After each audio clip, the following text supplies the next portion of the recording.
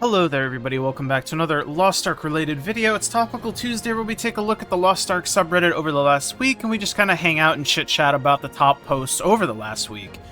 That's really all it is, man. If that's not your cup of tea, no worries. There's many videos out there on the internet. You deserve to watch something that you're going to enjoy. Please God, do things that make you happy. But if you're going to be sticking around, make sure you do some engagement shit, like, dislike, whatever. Subscribe also, bigger number, better person. Let's take a look at the posts. Shall we? I actually have no idea what's going to be top posts this week. I have been kind of... My head has been in a different area of the stratosphere.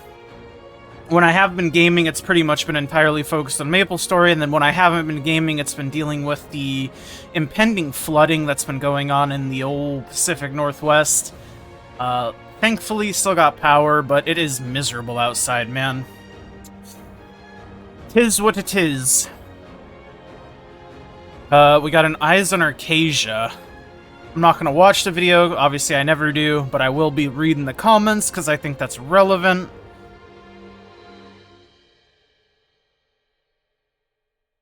Let's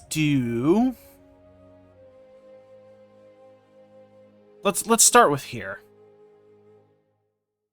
So the first thread is when progression was fun, and it's just a picture of the loot rewards from Clown. I mean, I think, as always with these things, I could hop on the bandwagon for sure.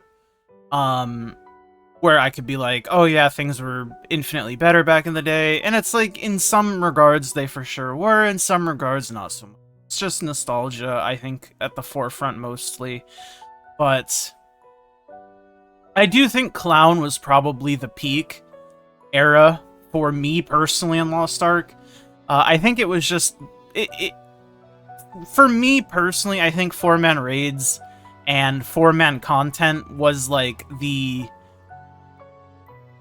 sort of result that I had hoped for in the rest of the game. Obviously, not so much the case, because immediately after you had Belshazzar, Akan, you know, 8-mans. And then the newest 4-man content that would be coming out would be like Triangle, but Triangle, not really what I would consider a raid. It's just a 4-man kind of Abyss dungeon. I don't know. But yeah, I don't know. It was a different time, for sure. And I think a lot of people, specifically, will point to, like, the player base, because it was a different time, right? And there was just more people, the game felt more alive in general, just by proxy of there being more people blogged on and communicating. I don't know. There's a lot that goes into it, but simpler doesn't always necessarily mean better, but I think in some cases it can be. And I definitely think... I understand where this man's coming from, and I can see why the post is so upvoted. I mean, 90% upvote? This was like at the very... this was at the top, right? Yeah, the very top of the subreddit for the last week. So I definitely understand it. And I don't disagree entirely. In fact, I mostly agree. Yeah, it's just a little bit of nuance. You know how it is. The truth is, Clown wasn't that big of a drop of population. Belshazzar was. Yeah, the population went down a little bit, but in normal rates for an MMO, Belshazzar was a big drop. Well, Belshazzar had significant issues upon release. The main one being, and I don't know how to word this in a more nice way, the 6 gates of fuckery. Like, whoever thought making a 6-gate raid was smart? A 6-gate raid, okay, that you also have to clear weekly? Because way back in the day, 5 and 6, you did that shit every week. It wasn't every other week. It blows my mind. Because that shit would take multiple hours to clear on one character, especially at the beginning. You multiply that by multiple characters, man, that shit, it's no wonder people started dropping. And it only got worse.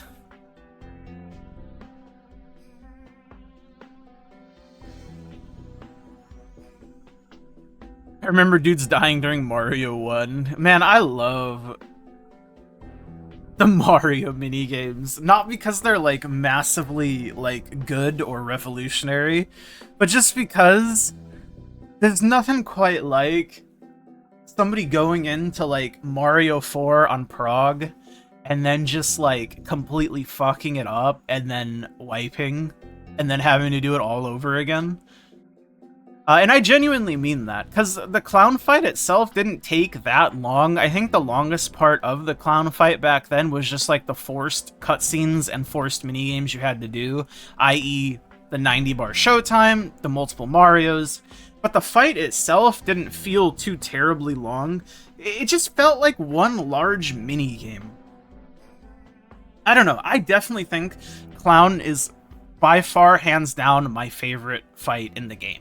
And that is why it is the one Hell Mode raid I have clear on. Because it's just my favorite fight.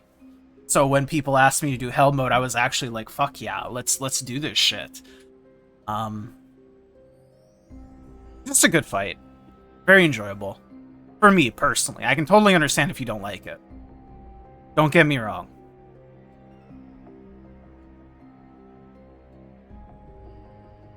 Same schizophrenia as WoW players gushing over all the expansions. Honestly, game was in a worse state overall at this point. I mean, I think, as always, people use the most extreme language possible when trying to have, like, a quote-unquote rational discussion about things. But that's kind of what I mean. In some regards, it was better. In some regards, maybe not so much. Wouldn't necessarily call people having, like, fond memories of something and having, like, actual valid points about sometimes simpler systems being better necessarily schizophrenia. But again, I understand it's the internet. We like to embellish and exaggerate. But I definitely, I mean, I said it initially, like, I already kind of yapped about it. But definitely some stuff going on for sure. The TLDR on the Eye of Arkesia, it basically just goes through all of the changes that we were getting. Basically, we're getting everything that Russia got. Let me see, is the Russia post still here? I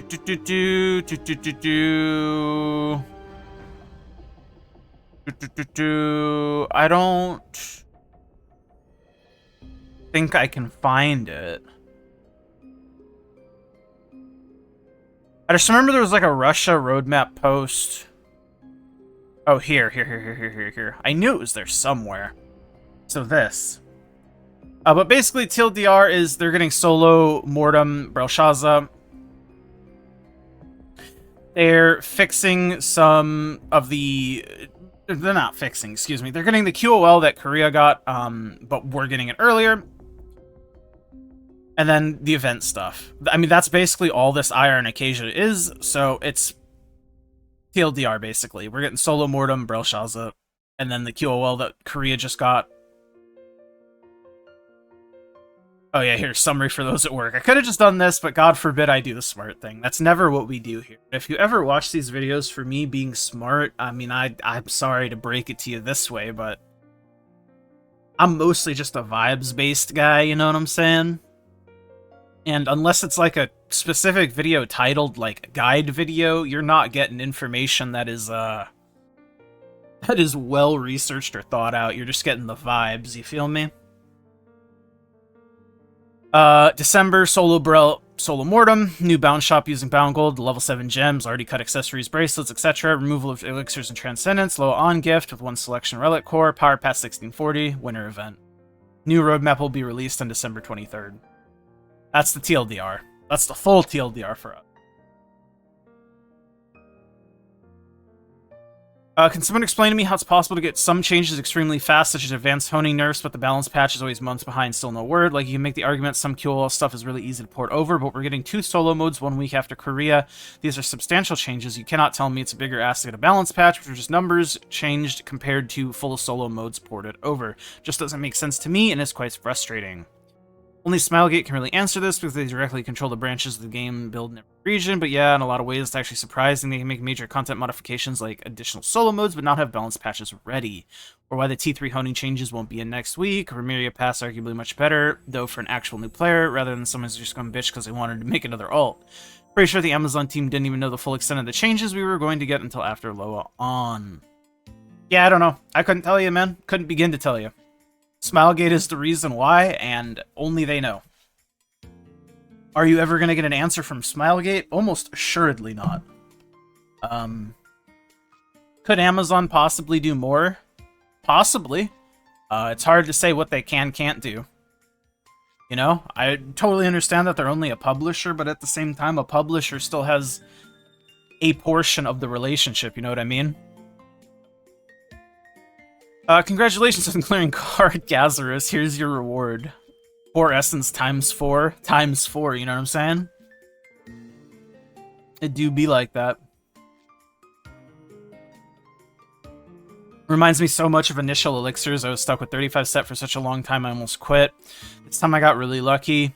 The system really sucks because it feels miserable if you're unlucky.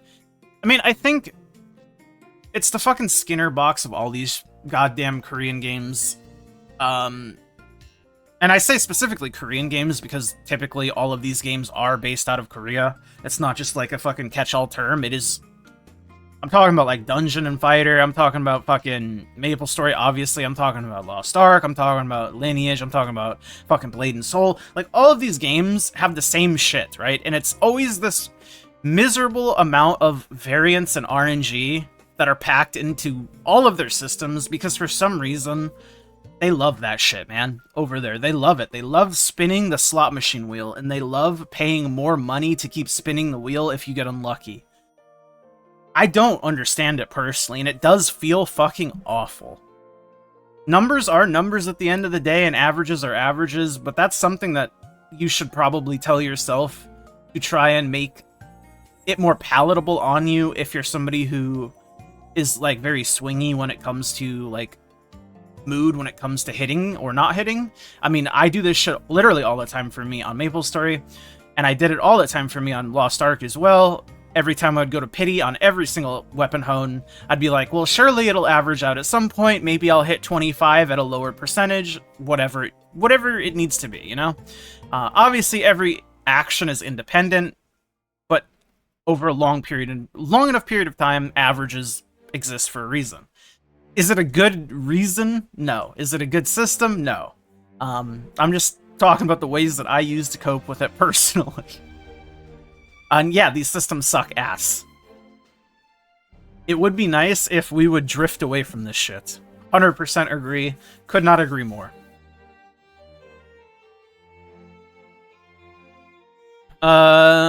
It's kind of crazy. I've read the following suggestions over the sub and on Discord servers. I really agree. In Kazuro's hard mode, you should at least drop a guaranteed relic core, but cores should upgrade if you get dupe cores, so you can slowly finish the core system. Example, 3 epic cores will upgrade the core to legendary, 3 legendary will upgrade your core to relic, 3 relic will upgrade your core to ancient. This would mean with the current pity system, you'd have to buy 3 boxes to pity your way into an ancient. Would still be a long system to finish, but you can at least finish it. Best system in the game. Can't wait to log in again. About 50,000 exclamation points. I mean, you can easily just look at this guy and be like, it's not that bad, quit crying, whatever. Like, I get it. There's arguments for both sides. But I think if the majority of your player base feels like this, and clearly they do if these posts continually get massively upvoted, like 219 upvotes, 95% upvoted, it's like close to the top of the weekly posts. This isn't just one guy, you know what I mean? This isn't just a couple guys. It sucks. And then here's a little sheet. How to gear up efficiently. Gold to damage sheet updated. You guys care about this? I just wanted to show you guys this. Link is here. I'll put it in the description if I remember. But we'll see if I remember. God knows, I'm a little fucking slow in the brain.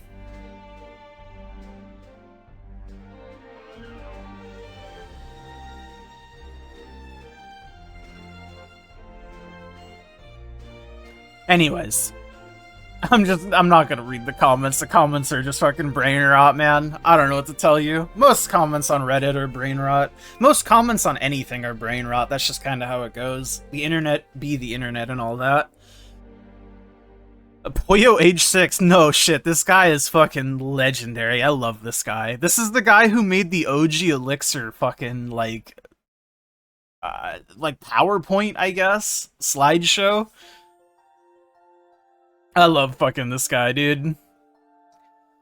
I come bringing helpful tools because sometimes I'm too bored for my own good. This is an art grid solver to help you fit your astrogems properly, because let's be honest, if I can't be bothered to do the math myself to find out what the best combination is, I doubt anyone else can.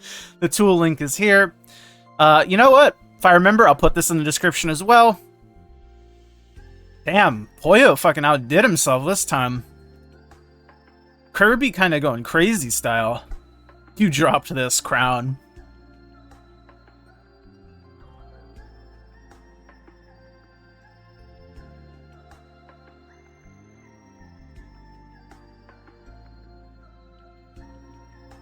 But yeah, I'll throw this into the description as well if I remember, my small brain and all that. And then this is the big post about the Korean balance patch changes on max roll. I will not go over this fully because there's a lot to look at, but I will briefly scroll through it. I'm not going to go over every single class either. Damn, I thought there were more QOL global changes to specific things. Not QOL, but yeah, global changes. I didn't realize they were all, like, basically class-based. Okay, well, I guess we won't be doing that then. No, you know what? I will do it. I will do it. I'll do it like this. We'll go through each class. I'll scroll down. You can pause if you'd like. Maybe you're at work. Maybe you're in your car. You don't feel like fucking trying to navigate this shit on mobile. You want to see your class, you pause this, you look at it. Though I'm sure you've seen it at this point already, if you're somebody who is that into the sauce.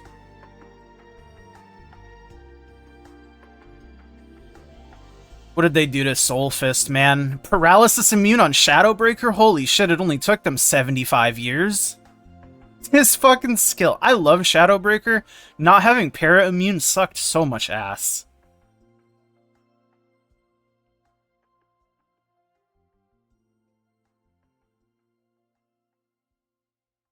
Yeah, that's right. I used to play Soul Fist. If you know, you know. I used to play Robust Spirit Soul Fist even when it was allegedly a shit spec. I'm gonna say some controversial shit. I don't think Robust Spirit has ever been as bad as people think it has. I think Robust Spirit has always been mid to slightly below mid. And I'm sure this is just talking from when I played. I don't know if it ever got buffed to be genuinely good. I know they were trying to buff it. I know in Korea at one point it got buffed to be really good. But I think it got nerfed before it came to our version. So I don't know if Robust Spirit ever truly got to be what I would consider overpowered. But I don't think Robust Spirit has ever been, like, as bad as people seem to think it was. As a career Robust Spirit Soul Fist.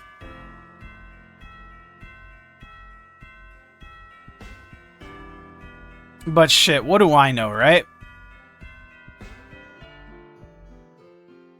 And then we finally got the Specialist. Umbrella Girl. And then Wild Soul. Alright, and that's everything for the balance changes. Thank you, can't wait to get this in 2 months, make it 3.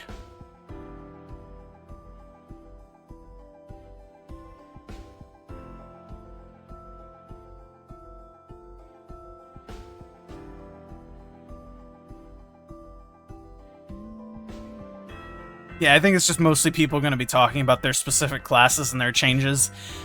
So there's not much info to be gleaned there. Anyways, I think that'll do it. solid 20-minute video for you guys. Thank you guys so much for watching. As always, like the video if you liked it, subscribe, and I'll see you guys all in the next one. As always, thank you to my YouTube members. It's Bisets Ender Diz, Remix My Life. Love all you guys very, very much. And I'll see you guys all very, very soon. Bye!